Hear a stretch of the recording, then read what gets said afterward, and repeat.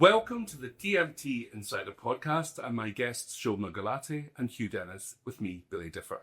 Hello to you both. A big earnest welcome to the podcast. Oh, that's good. And I thought You've done really well there. So far, so good. Now, we're talking about the current run of The Importance of Being Earnest here at the Noël Coward Theatre, where you're both starring alongside Sir Stephen Fry, Ollie Alexander, Nathan Stewart Jarrett, to name but 5 of the stellar cast.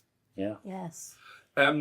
Shobna, if I could start with you, just to ask you who you are playing and what sort of character are they that, for those that are not up to speed with or 100% familiar with the play, where do you fit in? What's this and the kind of the story?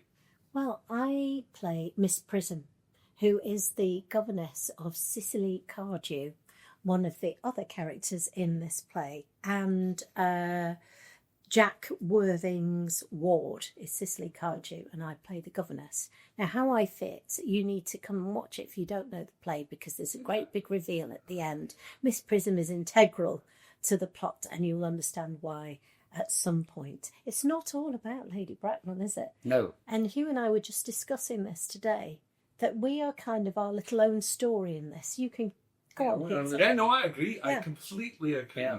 It's Go on. We're a subplot. We're a subplot. But a nice- Whether you like it or not. Yeah.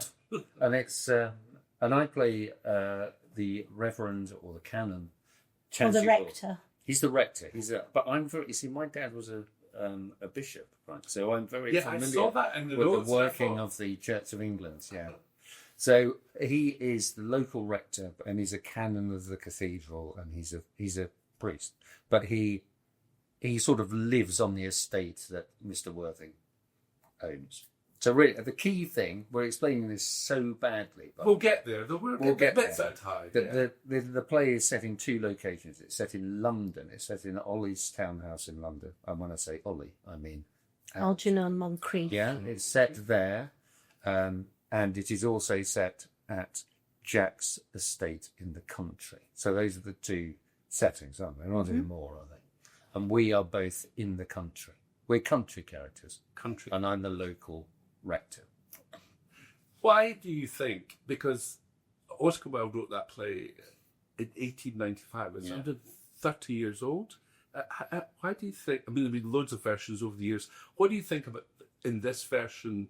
You would say to people to come and see it. What is it? Is it very different? Is it a bit different? Is it exactly what you would expect? I mean, I know the answer because I've seen it. It's fabulous. But carry on. Can I just say I've never seen another production of this play? That's allowed. I read it at school. Yeah, I read it at school as well. Yeah, and you read it on the level that it's given to you at school, and nobody really explains Oscar Wilde's story to you at school. I mean, I'll speak for myself, but it's kind of like I grew up reading this in the early 80s. So it's kind of like nobody really sort of talked about Oscar Wilde being gay or homosexual or whatever you want to say. It's kind of like nobody spoke about that, when clearly that was that he wrote Ernest about his queerness and about how he had to hide it and how people hide things from, society. Yeah. So in that sense, we weren't told about that because it was a choice back then, I think, a rather homophobic choice not to teach us about people's sexuality. But there you go. We lean into that here with our interpretation of The Importance of Being Earnest, because it's all there in the writing. And that's a nice way to put it. Yeah. Lean into it. So, Yeah, but I think that's what's rather amazing about the play, actually, is that it is so beautifully written. So when it was put on in 1890, whenever, it had to get through the censor, so the whatever he was called, the Lord Chancellor. Chamberlain. The Chamberlain, that's right, the Chamberlain. It had to get through him. So it had to be written in such a way that he didn't realise. But the play still worked. And then, so you can Yes, can yes. come to this play and not know anything about the subtext of it, and it's still a really great, really funny play full of jokes and interesting characters, and it's all very playful. Mistaken identity. And mistaken identity. And Now things, it gets up. yeah, and things not being quite what they are. But underneath all that, for sections of the audience, even in 1890, there was this codified, separate sort of plot to it. And I think that is still true today, actually. I think you can enjoy this on so many different levels, and in different ways. And it is literally just a brilliant piece of writing. And what you just said there, Hugh, about it, it is very funny. It's a comedy, and you're obviously quite experienced in comedy. It requires you to have great timing. I mean, where did you learn your craft? I was just saying today, my craft I learned on the job with Victoria Wood. That's where I learnt it. Though she did say that I had natural funny bones, which was a really lovely compliment. Coming from her. Coming from her. Yeah. But but I learnt about rhythm and writing. And when you get excellent writing, it's already there for you. There's nothing else really to do except to honour that writing. And in honouring writing, you can understand rhythm. And it's not just about what you say, it's about what other characters say and how you hear it and how you listen to it. So it's all about the musicality of each of us as performers. And then the audience also has their role. They have a percussive role because they're either laughing or crying or applauding. So you've got to listen to it all. You've got to be quite a musical genius to be. Well, yeah, but that's why because you are. But it is a sort of dance. It is a dance, yeah. It's a dance. And it's a dance. It's a dance between the characters, but it's also a dance between you and the audience. Right? Yeah. So you're sort of releasing the audience at points, and you're, It is ultimately it's about listening. Ultimately, acting is about listening, and comedy or tragedy is all about listening, and that's it. And then you can hear, if you're always open and ready on a stage to be on that stage, and anything can happen, then you're ready for anything. But it is also, in the writing. What's amazing about this writing of this play is it is so lean, right? And that's that is also a really significant thing for comedy. So you only have the bits you need. You literally, there's no slack. There are no wasted sentences. There's hardly any exclamations of "oh" or "well" or noises. You've just got the words. Because the thing, as an audience member, you when you're watching a play, and what you're describing now, it's beyond enjoyable because you feel comfortable and you're not sort of waiting in the awkward moment or the bit that might go, that bit, because this play just flows. As you say, the writing is pretty amazing in terms of... It's completely amazing. I mean, my favourite bit of the play, my favourite line of the play is not one of my lines, but this is one of Cicely's lines, talking about me, where she goes, Dr. Prism is a very... Dr. Chasuble. No, sorry, your doctor... Oh my God! Oh, no. It's on. We've done Two shows. Two shows a day. Yeah. Dr. Chasuble is a very learned man. He hasn't written a single book, so you can imagine how much you know it. And it's one of those jokes where you go past it in the writing. You go past it, and then the audience kind of go, "What?" Oh yeah, and that's great. Yeah. And did you get any inspiration from your father? Did they come into your head when you were doing the part at all? Having been a bishop, which was real life. Was it's slightly, yeah. Dr. Water. Dr. Water. Well, just because I'm very, my dad had lots of really great clothes to wear, and they were all hanging up in the house. So I used to... No, this is it. Genuinely, I used to go and try sort of, stoles and surplices and cassettes and stuff from a very early age. So I was very used to that.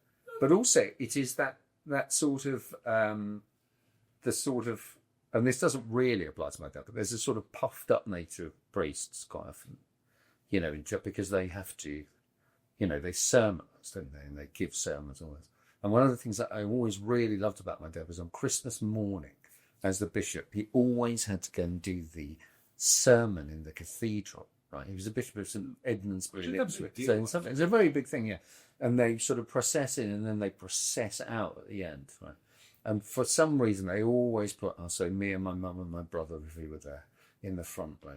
And every year when he'd done this big sermon, as he processed out looking incredibly sort of bishop-like and calm, and as he would get to the row where my mum was, and he would turn and he'd briefly look at her and he would go, "Was that okay?" And then he'd carry on. Cute. And he just gets, it's really cute, but it's that sort of... Well, it was, if it would, I presume your mum said yes. Okay, yeah, of course it was, yeah. Actually, it carries on now because Hugh, after every show, goes, "Was that okay?" Yeah, no, was that all right? Yeah. So But yes, it is passed down through the But I generations. think it's really good. It's that sort of people who appear to be very confident, but actually they're very sort of, you can puncture it. And that's what I tried to play into that a bit. Well, the thing about reviews is they can puncture. Do you read reviews? Sometimes. Sometimes It's a hard thing. Because I think actually, I think press night's a big sort of stress for us. I think because everything's working towards those, the reviews can make or break a show. But I find that obviously reviews come from a very subjective place, and they can be quite harmful to performers. So I tend not to read them. But then my family will always send me something. If I mentioned whether it's good or bad, I always get the mention. Oh, this was in, and you just That's because think, they're interested in the mention, isn't it? Yeah, It's like well, people you read and go, "Oh, you got mentioned," you got mentioned. and then when you can read it, But you they go, read- "It says something terrible." Small matter. It's the mention. I'm being mentioned. It's the mention, which is great. No, but it's quite complicated. That Yeah. sort of trying to explain something that you don't want it sent, whatever the mention. Yeah, I'd ask people because it's such a difficult balance that you don't want to not know, but you don't want to be ruined by something. No. And as you said, Shobna, they're personal opinions at the end of the day. Yeah, their personal opinion. No matter how I have in the past I said to one critic, "Sorry, I thought we were at the same show last night." I phoned her up and said, "Because this is like something else you've seen." So it's personal, and sometimes the reviewers can bring their personal relationships to the people that they're watching that they've known or know of. Yeah. Not as the actor on stage. So it is quite complicated. But you also know, and this is always the sort of, not the tragedy of it, because it's been reviewed fairly well, but the thing is that when you're in a thing and it's press night, to use a football analogy, press night is the end of pre-season. Right? It is. It's the first game. Yeah. And you're really settling into your rhythm. Say this is an Arsenal fan. And, 3 weeks or 4 weeks into the season, we're much better than we were in the first game of the season. So it always seems like it's in the wrong place. Yeah, it's in the wrong place. It's true, actually, that you are at the beginning of the journey. Because quite often you come back and see a show and it's different from what it had been. This show's completely different from what it was on press night. We can breathe. We're enjoying it. Good. That's all good fun. But it's a good show. I mean, it's a really lovely show to be in as well. It's a very energetic show. Really nice show, and it's all those things, and it's sort of joyful and joyous, and we all really like. We all like each other as well. Like each other. What is next? So that's a shocking thing as well for a company to go. We all like. We actually like each other. Yeah, we actually like even if some of them have got toilets, you know what I mean? Yeah. We like the other ones that have got. That's a whole other podcast. Yeah. I wondered about. I know you've been. We have to mention Coronation Street because obviously you were in it for a long time in a major role. But you were also in River City, I read. I was, yeah. Which is only for listeners, is actually only played in Scotland. I know. How different was that? It's pretty much the same thing, actually. In the method of how you do soap opera. I've been in 3 soap operas: EastEnders, River City, and Coronation Street. So yeah, it's pretty much the same way it's shot and everything. And there's an outside lot and there's an indoor studio. So actually, and it's very, the turnaround's really quick, and you need to be on your lines and get them done and get the story told. So actually, you're at work. Yeah, and it's teamwork. Everybody gets on with it. This presumably is Glasgow, isn't it? It's just outside Glasgow, Dumbarton. Yeah. What I loved about River City was Glasgow, and the food in Glasgow is absolutely fantastic. Well, as a Glaswegian, I could take that. Yeah, it's very absolutely nicely for you. fantastic. I mean, I think I also like Glasgow. I put on so much weight doing River City. All right, Hugh. All right. I do like that. Look, No, I didn't really do. I had a fantastic night in Glasgow because about 3 years ago, I mean, slightly weirdly, I narrated The Snowman for the Royal Scottish Philharmonic. Of course you did. And I went round Scotland and did a sort of little tour. It was great. Yeah. And the Glasgow nights were fabulous. Glasgow nights are the best. Yeah. Even though I'm a Manchester girl, Glasgow nights are still Because Manchester's pretty good. good. I'd say that Manchester was the Glasgow of England. Oh, wow. And I hadn't thought of it that way. and the other way round. Yeah. Yeah. Oh, nice. By contrast, I'm an East End. And Glasgow is the Manchester of Scotland. What would you say, Hugh, are the main differences in stage productions versus telly that you've been part of, that you enjoy that bit, but not that? Well, stage clearly. I mean, telly is just you do it for one day. Well, it's a bit like you were saying. It's the process. It's a process. It's so different because you. Oh, sorry, I'm answering your question. No, you can. Well, it's just different, isn't it? It's different technique. It's just different. Yeah. But you've got you're live, you're here, you're there, you do it. What you say is in the moment, at that moment. Nobody can say to you, "Can you do that again, please?" Yeah. It happens. It's gone. It's done, and your audience is immediate. On television, your audience is in a supermarket afterwards. Or I really liked you in that, or I hated that. They'll tell you afterwards. Although some shows that they have an audience in the studio, don't they? So. That was Dinner Lane. Dinner Lane's had that, and Outnumbered didn't, but not going out. Does, once a week. Did. Yeah, but I mean, for me, the differences are there are two, aren't there? So if you in non-audience sitcom, you're much smaller, so you're deliberately downplaying everything because you have to appear to be real. And I haven't done a play for so long. You have to be, you do what you think is big, and the director will go, "Come on, bigger," because you've got to reach the back but of the. This is different. Though. This is different again, though, because we're playing. This is an extravagantly outlandish production of a play, which requires requires a largeness. So, if you're in the middle of doing like All My Sons, I'm sure it's like a different kind. Yeah, no, sure. It's going to be a different approach to that play, but you also get one hit on telly, don't you? So you when I did several takes and one hit. Yeah, when I did in one hit though. But when I did Fleabag, it took it was 4 days filming, and there was. We did only one scene. Yeah, exactly. So you've got to get it right. Whereas in this, I'm hoping I'll get it right in another 80 performances. Well, I was going to ask about how do you maintain your stamina? I mean, this is a 2-show day, but have you got a secret you could give us about? Well, I love food, right? Right. So food is what I use to fuel my performances. So in fact, all of our performances could show this bringing in food for everybody. But it just makes me feel happy. So if I'm happy that I can eat, it's very important. I use a lot of energy. I mean, the costume I wear is really heavy. Heavy. It looks heavy. It is really heavy, and you need quite a lot of strength to carry that through.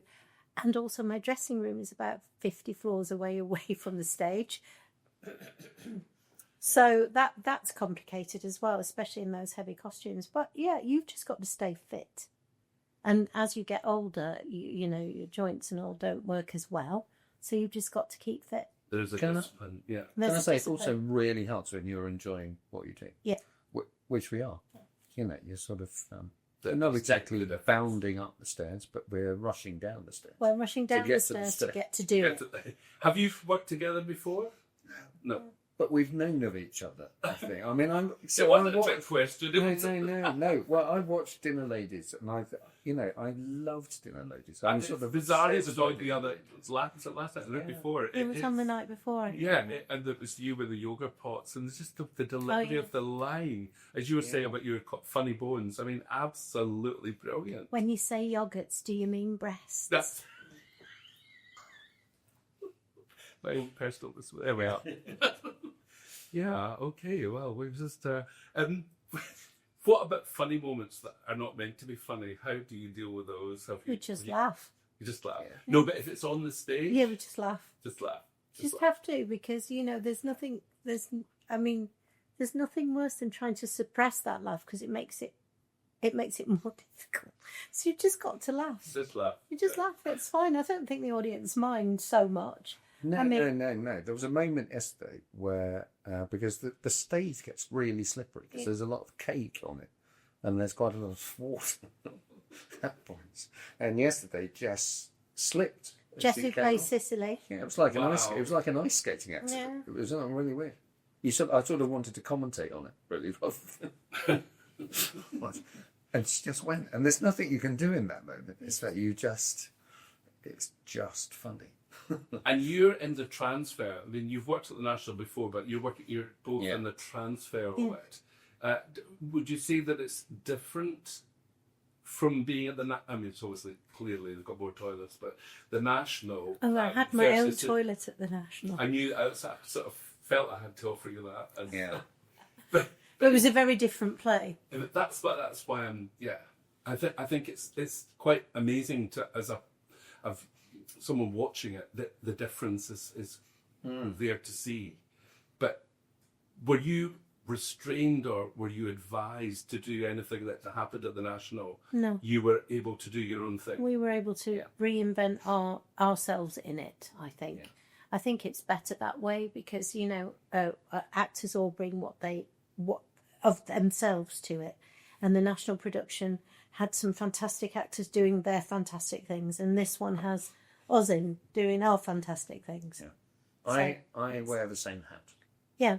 Well, And my costume Well, is actually completely different, right, because I'm a completely different ethnicity from the person. from the person who played Miss wow. Prison before. Wow. So we wanted to reflect my ethnicity in our pretend 1890 wherever, Yeah.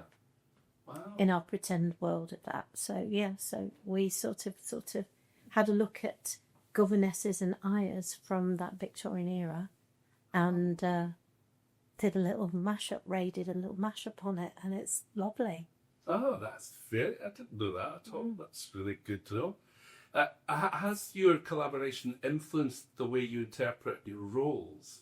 Definitely. But what you just said there was, I was just reading that question as you were saying that. I thought, well, actually, you just answered it before. Yeah, I asked it. definitely. I feel like when I got the role, I wanted to know about those hidden ayers and governesses that existed in Victorian England, and I found out so many things about ayers who'd been brought over during Empire, and what happened to them if they didn't stay looking after the children. Some of them disappeared into the streets of London. They were abandoned, and some went on to be governesses. So if you like, I wanted to have her in a reality. I could base her in a reality, which was very important to me. In a classic English play, I needed to find my reality. The truth of that. Yeah. Yes. And then after that, I just thought, well, character-wise, she writes this 3-volume novel that's romantic and soppy and all of that. So I wanted to try and find her romance in that, and her romance in that. And then my only other sort of cultural allusion to that was sort of all those sort of Bollywood movies of early Bollywood movies, or usage of my scarf, if you like, and all of that I hadn't around taken that. it, but now that you're saying that, Yeah, I so get that kind of like, that kind of old Bollywood heroine, which I quite liked as well. So I just mashed it all up. Oh, it's really interesting. Thank you. We don't always get bits like that from people. They just sort of trot stuff out. But I'm actually listening as if I'm listening to it. Thank you very much. You're welcome. Well, we're coming to towards the end of the podcast. But before we go, the reaction to the show is happiness and full of laughter. It really is. So if you get a buzz from that, you should come along and see it. But what's it like working with the national treasure that is Sir Stephen Fry? Well, I mean, it's great. I know Sir Stephen was 4 years above me at university. So I've kind of known of him worked with him sort of vaguely.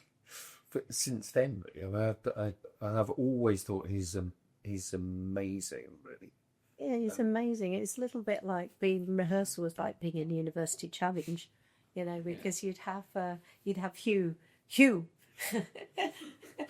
whatever college you went to, and you'd say something, and Sir Stephen would say something, and then Max would say something. It was really interesting. It was like a learning, you know, every little minute detail of everything. Somebody had some knowledge on in our room, and obviously Sir Stephen Fry's knowledge and Hugh Dennis's knowledge. But he also, the thing I've always liked about Stephen, and one, he's very, very, very funny man. He writes beautifully himself, and you know, loves language. He loves language. He's been all sorts of stuff. But what he doesn't do is he doesn't restrict himself to the highbrow. Do you know what I mean? He sort of sees the cultural value in literally everything. And I think that is amazing. And not in a patronising way. No, not it's not patronising. That's great. Yeah, that's great.